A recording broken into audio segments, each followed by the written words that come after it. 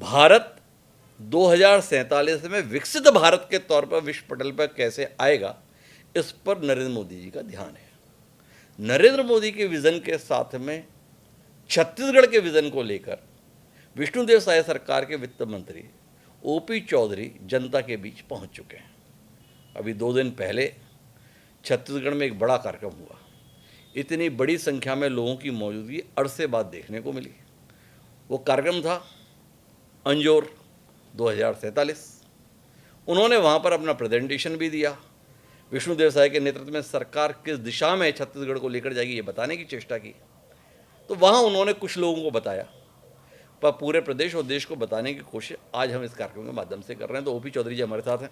तो चौधरी जी, बहुत बहुत स्वागत आपका। जी धन्यवाद आपका, बहुत बहुत धन्यवाद। और शुरुआत यहीं से करते हैं। मोदी जी देश के संदर्भ में विकसित भारत की बात कर रहे थे। नीति आयोग के सीईओ सुब्रमण्यम साहब आए हुए थे। उन्होंने बताया कि भाई बात तो वो कर रहे थे, पर गुजरात के बाद छत्तीसगढ़ पहला राज्य है जो उस विज़न के साथ अपना विज़न लेकर जनता के बीच आया। थोड़ा आप बताएंगे ये आपके जहन में कहाँ से आया?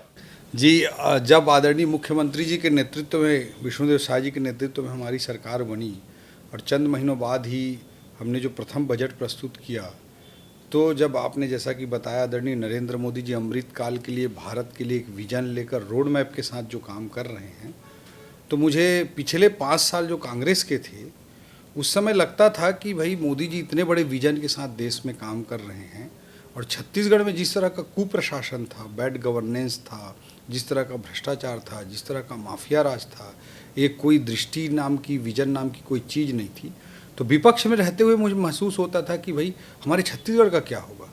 देश इतने बड़े तरक्की के रास्ते पर चल रहा है, हमारे छत्तीसगढ़ की चिंता कौन करेगा।